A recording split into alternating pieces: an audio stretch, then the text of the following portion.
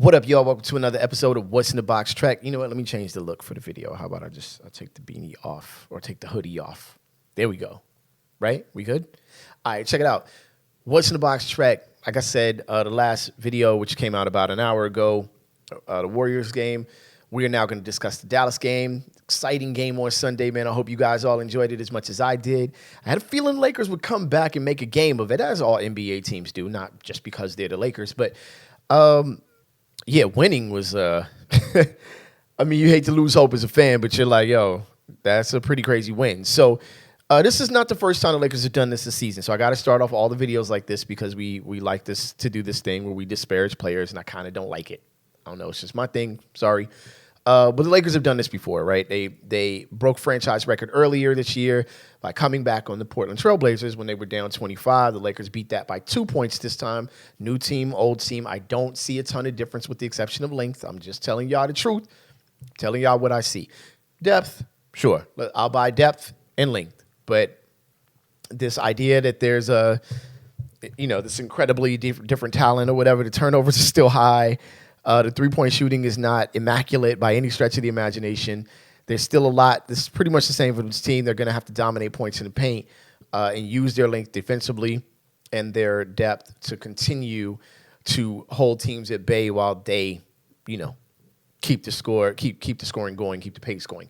Anyway, let's get into it. Lakers win 111-108. A 27-point comeback. It's a tale of two halves, and let me give you the offensive statistics at least for this half.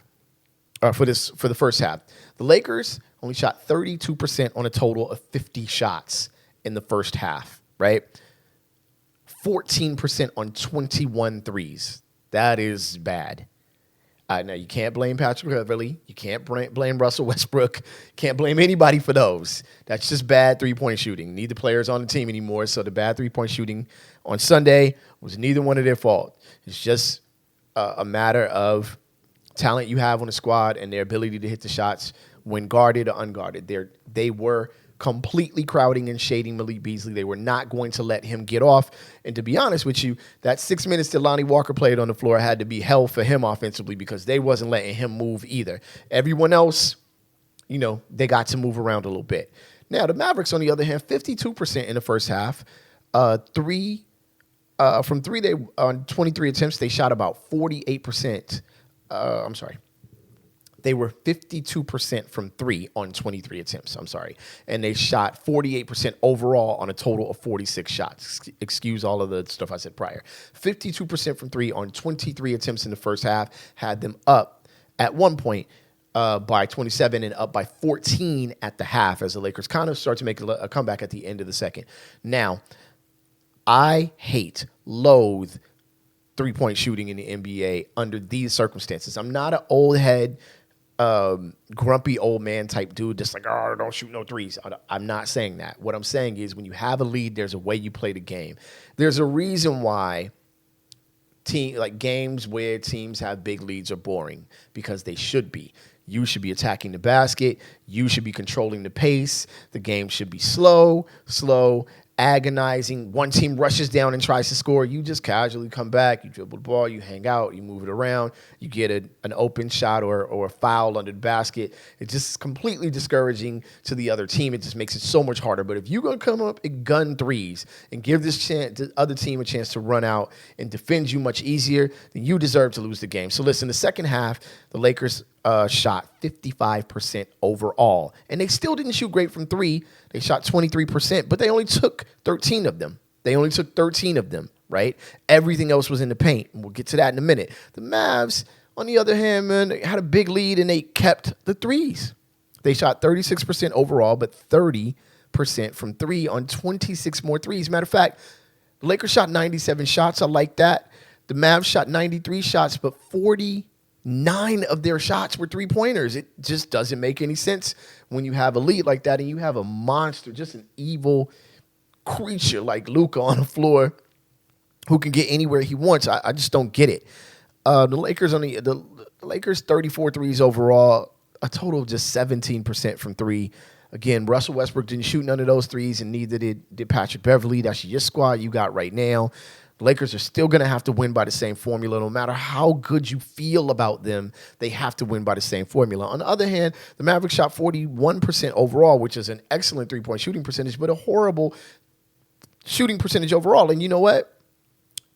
40%, 41% from three, 42% from the field in general on 93 shots. That's excellent defense by the Lakers, and they held the Lakers to 43%. I mean, I'm a Laker fan, but the Mavericks should have won this game. 75% from the free throw line for the Lakers, 71 for the Mavs. But the Mavs only got to the line 14 times. You could blame the refs if you want, but you didn't watch the game if you blaming the refs, period, point blank. And if you've ever watched my show, you know that if the Lakers get a bonus from the refs, I'll say it automatically. I don't have no problem calling it out because it happens 4 and 2 every team. But that game on Sunday, man, the Mavs blew that one, and the Lakers took advantage of it by playing hard. And here's where it comes down to it. The Lakers out-rebounded the Mavs 46-48. The Mavs continued to play small. Shout out to my homeboy Ken, who said, why not play JaVale McGee? He's a Mavericks fan. Why not play JaVale McGee there? I don't get it either. Bother Anthony Davis a little bit, who had a monster game, or a nice game, a really nice game, a monster game, long statistic-wise, blocks, steals, etc., 30 points. But there was nobody to bother the length at all, and Vando and AD took advantage of that entirely.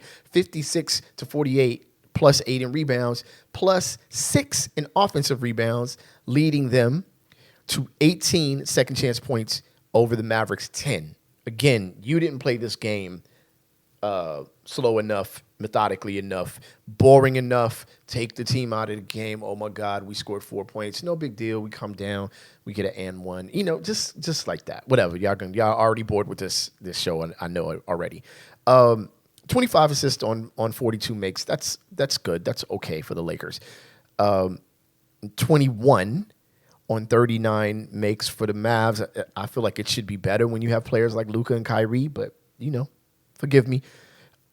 11 turnovers for the Lakers, which is excellent. Now, I just want to remind you that it's the same formula. This team isn't magically different. It's different. Players are different. The length is different, but this is not a total overhaul. And, oh, my God, it's so much different. We're just running around. Settle down. It's different, but it's not a complete overhaul. They got to win the same way they won before.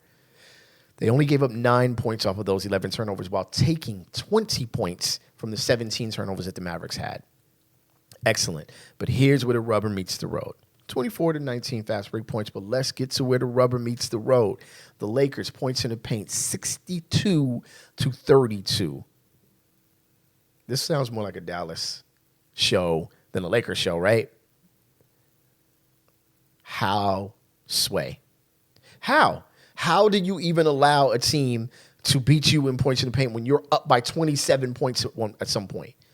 But remember, Portland did the exact same thing. Now, mind you, Portland did blow out the Lakers recently on a similar formula that they lost to. They kept shooting threes, kept making threes. Dame went off.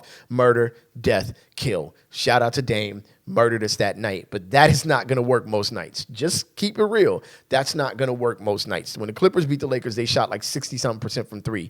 Now, at this point, I still feel like the Clippers can beat the Lakers. But it ain't going to be on those 62%, 60% from three, though. That is not something that happens every night. You are going to lose like that. Let's go back again. Dallas burned the Lakers from three in the second half. Murdered them on Christmas in the second half. Quieted the whole game. It was a boring game. Turned it off late in the third, early in the fourth. But again, once that thing comes out from under you, man, once that three stops falling, it's a wrap. Period. And that can be statistically backed, obviously, when you look at the amount of shots. 23 pointers made is 60 points on 20 shots. But you took 50 of them. You took 50 of them. And that is an average 38, average 36% shot, the three-point shot. I don't know, man. Whatever. It's not my squad. We got to play them one more time. A couple things I want to go over real quick. I believe the Clippers are the only team right now that have a tiebreaker over the Lakers. I read, a bunch of people saying that the Lakers gave up the tiebreaker early, and they have not. right? They got to play Dallas one more time. If Dallas wins, they get the tiebreaker. They got to play Portland one more time. If Portland wins, they get the tiebreaker. They got to play Golden State one more time. If Golden State wins, they get the tiebreaker, right? You see where I'm going with this. They already have the tiebreaker over the Spurs. That's not a big deal. Who cares about that? They haven't played Minnesota enough to get the tiebreaker. So right now, the Lakers are still in control of their own destiny. I think the Clippers are the only team that's got the tiebreaker over on them. So there's still some room. Even without LeBron, there's still some room. Now, they play Memphis tonight. I believe D'Lo comes back. I didn't have the Lakers winning the first Memphis game, and here's where we come down to this. On this show, you've heard me say the Lakers get to 3 games back of 500, and then they slip. And, okay, a 1-game slip is fine, but tomorrow night is OKC. So tonight, hopefully Memphis. I have my doubts, but hopefully Memphis. It's possible. However, tomorrow night, you absolutely cannot lose to OKC. They don't own the tiebreaker yet. It's only the second game. But you cannot lose to OKC, period, point blank. Bottom line, cannot happen. Nope, and no, can't, period. So tonight, we take an L. I hate it because it jumps us 4 games back of 500. I feel like that 500 number is a big deal, but, we'll see how it goes from there. I don't know. But anyway, the Lakers right now this will be the 20, this will be game 21. Tomorrow's 20. So they got about 21 games left. Still holding that they need to be 16-6, so we'll talk about that tomorrow.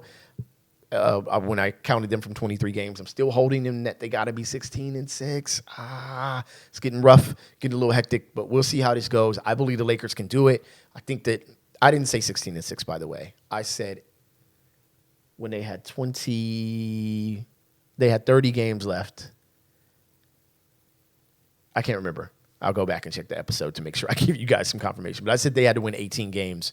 And so far, they're +4. They have 4 wins and 3 losses in that since I said that. I think that was with 25 or 26 games left. Anyway, I got to double check what I said. But the Lakers really can't. Oh, I remember what I said.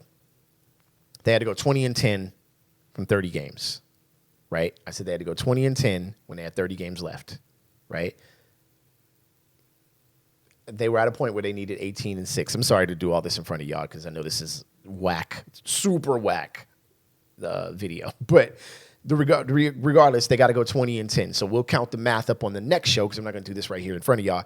But we're going to see how close they are to 20-10 in the last 30 games. They can only suffer 10 losses, in my opinion, and they're really close. I think they got 6 more left.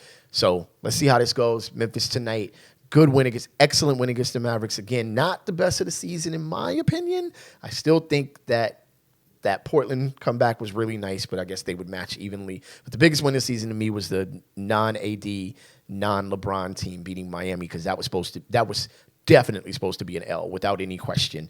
And some other big wins. So new team, old team, formula remains the same. I'm not relying on the 3-point shooting. Let's see how this goes. This has been What's in the Box Trek. I appreciate y'all watching. Holla at y'all tomorrow. Peace.